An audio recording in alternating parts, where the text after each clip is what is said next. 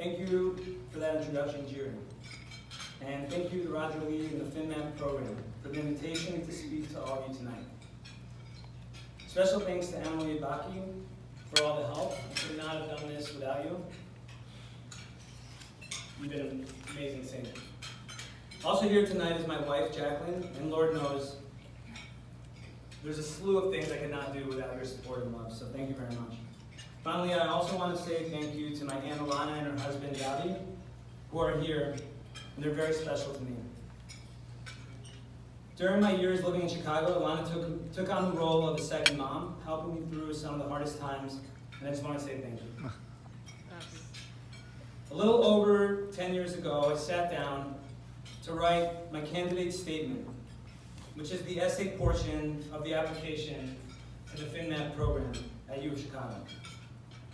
I centered my statement around Isaac Newton's first law of motion, which states that a body in motion will remain in motion with the same speed in the same direction unless acted on by an external force.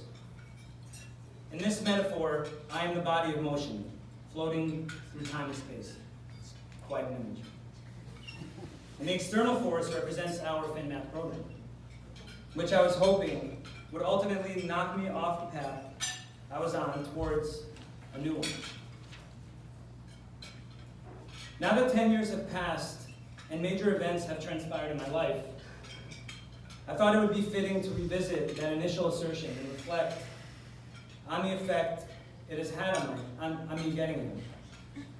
In doing so, I hope to achieve three things. The first is to show my gratitude to this program and the people I met.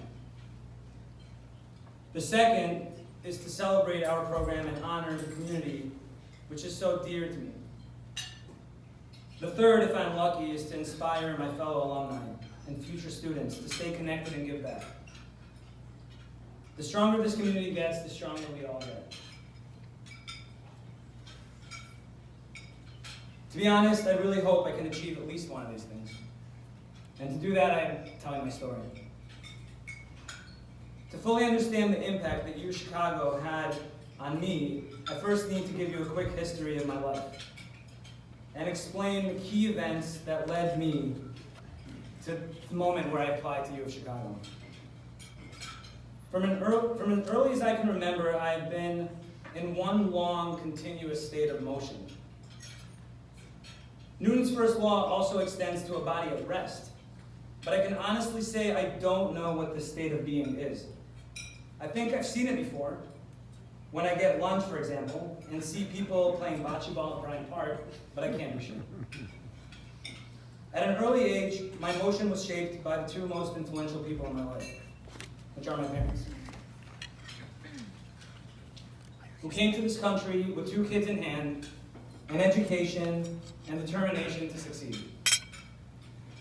They were anchored in principle and a sense of what is right and wrong, which they ultimately instilled in their kids. They lived by example and showed us what hard work and sacrifice is all about. From my dad, an engineer and a business owner, I learned how to build things and be truly selfless.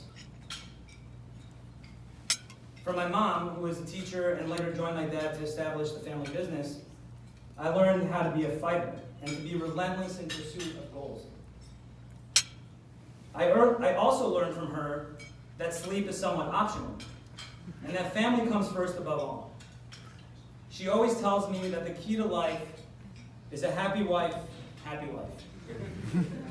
But if you think about it, it's kind of hard to achieve if you never sleep and your partner requires it to function like every other normal human being. My wife really puts up with a lot. From here, we can fast forward to the year 2000, when I left home for college, determined to succeed as an electrical engineer. I attended Rensselaer Polytechnic Institute in upstate New York and started to apply all the principles that my family had instilled in me. 4 years later, I graduated with highest honors and accepted a full scholarship to attend the University of Illinois at Urbana-Champaign to pursue a PhD in electrical engineering. By 2006, after much deliberation and deep thought, I decided that while I love engineering, I'm quite good at it, that there was just something missing. And the path I was on was clearly not where I was intended to go. Determined and optimistic, I decided to drastically change course and convince myself that I can parlay this whole engineering experience into a career on Wall Street. I spent the next 2 years dedicated to achieving this goal, and by 2008, I was ready to graduate with a master's in engineering and a pseudo bachelor's degree in finance. Ready to take on Wall Street as soon as I nailed a few interviews. Unfortunately, both my ambitions and the market didn't spend any time considering Newton's third law of gravity, of motion, which can be summarized by the famous idiom that is derived from it, which says, what goes up must eventually come down. And in late 2008, a new reality started to set in after the job market got flooded with layoffs, laid off professionals, and all competing for the same job. Luckily, while attending U of I was able to secure and maintain a job with Motorola, working out of my apartment. With my dream of working on Wall Street quickly fading away and the rejections piling up, I was thrilled when my boss asked me to come up to headquarters in Schaumburg to take on a much bigger role under his leadership. I graduated in 2008, accepted the new role with Motorola, moved in with my aunt, and tried to put the whole thing behind me. In the year that followed, I was promoted twice, as I helped my boss rebrand the team and position us as a central function in the organization. Still, these feelings did not go away, and if anything, they would just get worse. And that's how it was for a while, until through a set of completely random and unexpected circumstances, I found out about the FinMath program at U of I from my brother, of all things, a week before the application was due. And that's when I sat down and I started thinking about Mr. Newton. With my application submitted, the following week, the healing process began, and I felt like I had some control again to change the course that I was on. At this point, some natural instincts started kicking in. And I decided to reach out to the program to see if I could meet with someone, thinking maybe my chances would be improved if I could put a face to a name. That someone turned out to be Niels Nygaard, who at the time was the director of the program. Who told me to swing by one night after his class. I think it was a C# class. To this day, I remember the feeling going into that meeting. A cocktail of fear, negative emotions stirred that I felt all too familiar. But leaving that meeting with Niels, well, that was a moment I will never forget, a moment of actual hope and inspiration. And as I write this, I realize that I don't think I ever actually thanked Niels for being so caring and thoughtful and easy to talk to at a time where that's all I was looking for. So let me take a second to say that now. Thank you.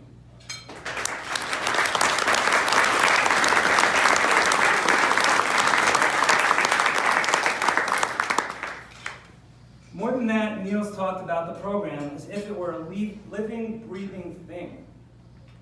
Something that he helped give life to, and that he wanted to nurture into something bigger. I remember leaving that meeting thinking, oh, okay, this is not going to be a program full of Wall Street types. This guy is my kind of guy. Humble, smart, caring about the right thing, and has a good vision.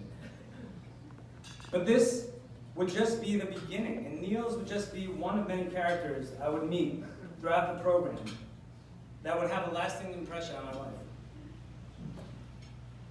Needless to say, I eventually received my letter of acceptance, and in May of 2009, I was about to embark on the most influential 9 months of my life in terms of learning something new, but also to fuse together concepts that I had learned before but never applied or didn't know how to.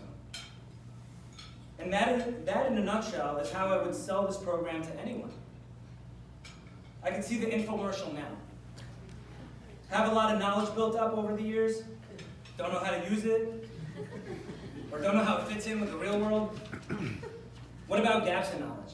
How about no knowledge? Well, we here at U of Chicago FinMath got you covered. We will work with whatever you have and make you successful. I can even imagine Michael Jellick, who is a true unsung hero of this program, producing.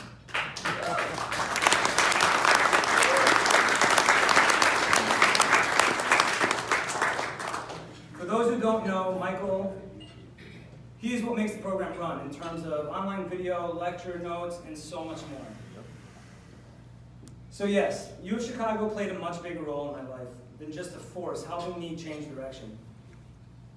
What it gave me was the power to steer my own path, leveraging all my own attributes and experience, but giving me the framework and tools to bring those to life. And that's exactly what I've done. For the last 10 years, I've been able to successfully navigate the murky waters of Wall Street. Doing so with my skills and training at my side, and U of Chicago community always there to help. Whether directly or indirectly through the lessons I learned from the people I met. It was not long after graduating from U of Chicago that I would first experience just how valuable my education here was. I was coming into a latter round of interviews at Bank of America, where I would ultimately end up spending the next 9 years of my life. And I ran into a gentleman who I later found out was the global head of quantitative analytics. About 10 minutes into what was a casual conversation about his background and experience, he shifted into high gear with a set of technical questions, which included asking me to explain to him how I would price a barrier option. Without getting too technical, this is a financial product that has some special provisions requiring advanced understanding of option pricing theory. Now, for anyone who's taken Roger Lee's class, in option pricing theory 1 and 2 can probably guess what happened next. For the next 15 minutes, I took this person on a journey of option pricing theory, which ended up with a detailed explanation of how I would tackle his exact question. I gave him different propositions and different pros and cons of different methods. I even threw out a fun fact from day 1, lesson 1 in Roger Lee's class about put-call parity having been discovered in 1688 for at-the-money options, in 1771 for general strikes. He told me that in all his years of asking this question, he has never heard of a more complete and full understanding of the subject. And just like that, all the bad interviews and all the no's, they just all went away. Feeling a bit cocky, I asked him if he wanted me to explain an PCA model for the yield curve. Because I can also explain that one just as well. To which he laughed and said he thought he heard enough. So thank you, Yuri. You really came through.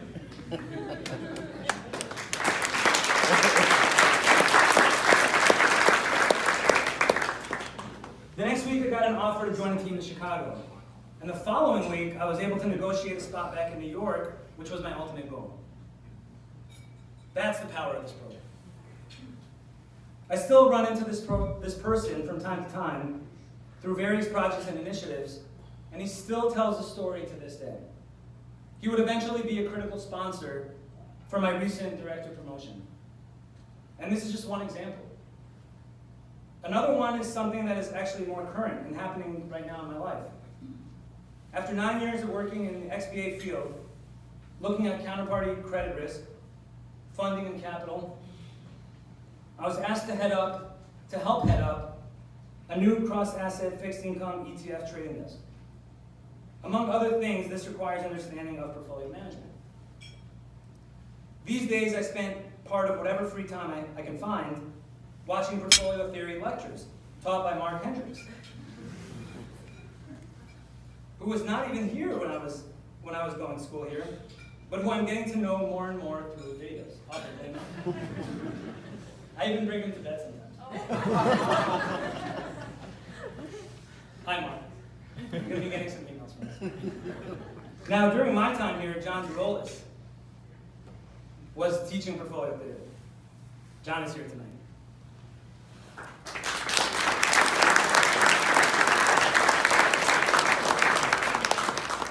Now, this class was taught in a way I had never seen before, but it is exactly what I've come to expect from U of Chicago. For those who don't know John, in my opinion, he is a man ahead of his time. A visionary, and yet another character that would stick with me well beyond my time here at U of I. John's class is taught through a mixture of mediums, some familiar to most, like lecture notes, Excel problems, and my favorite, periodic quizzes at the start of a 3-hour lecture. But no, it does not end there. He brings in props that he built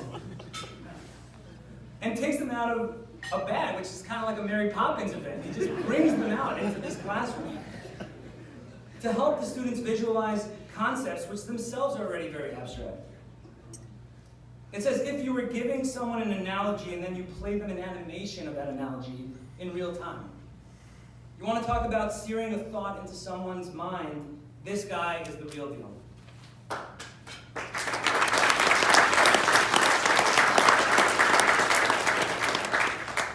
So I just want to say thank you, John. I don't think I fully unpacked everything you try to teach us, but I plan to go back and rethink those triangles.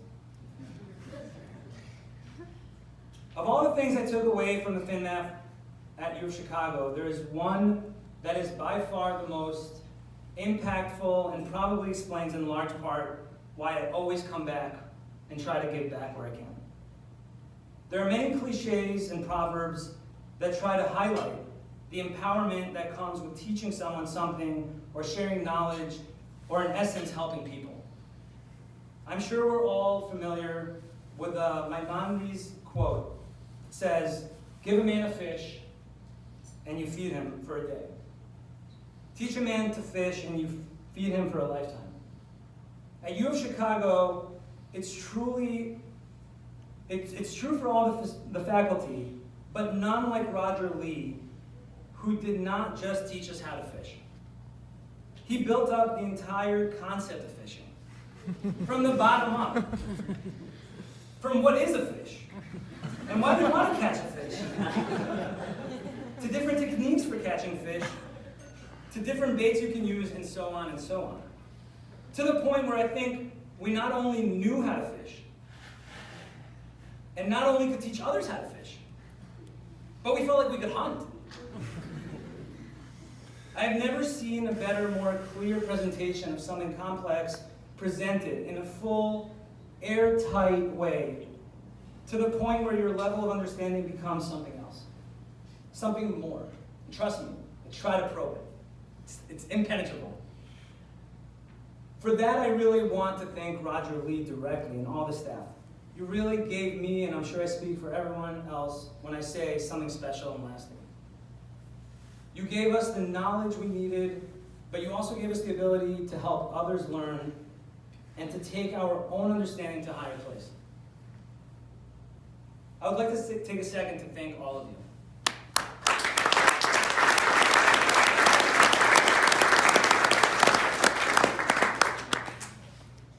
So what else can I say that I haven't said already?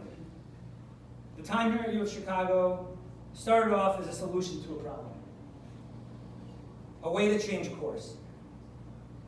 More importantly, and something that I had no way of knowing 10 years ago, is that it would ultimately take me to a destination.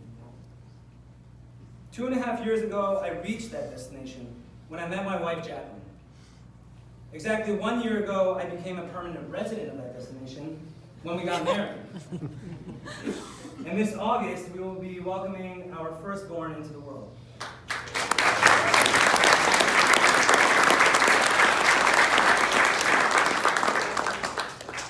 He will be joining our beloved dogs, Charlie, and the latest addition to the chaos, Lola. So again, I return one last time to Newton, who after spending a lifetime thinking about the laws that govern motion, was able to make a profound observation when he said, gravity can explain the motion of the planets, but it cannot explain who set the planets in motion. As a FinMath alumni, we all have the opportunity to help set planets in motion. We have the chance to give back to others in so many different ways by helping each other and current students move along the path. In recent years, I've been fortunate enough to give back in several ways. First, I'm proud to share that for the last 5 years, I've been mentoring a student by the name of Evan Kursa, who is also an engineer looking to break into the financial field. Last month, I saw Evan in New York, where we celebrated his acceptance to the program for the class of 2020.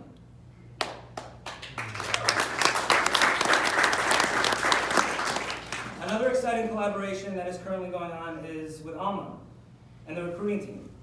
We're currently working together to strengthen the existing partnership between FinMath and Bank of America by piloting a new quant internship program in New York. I've enjoyed the chance to meet with students in person and connect with them virtually to answer any questions they might have. Nothing seems to be off limits, and it's great to see the hope and inspiration in current students that I felt back in 2009 when Niels and others took the time to help me. You heard directly from Somya, who shared how invaluable every alumni interaction has been for him. For me, giving back to the program has been equally invaluable. We are a community, a U Chicago family. We all strengthen each other when we engage and we invest in our success. We all play a role in setting the planets in motion. Thank you.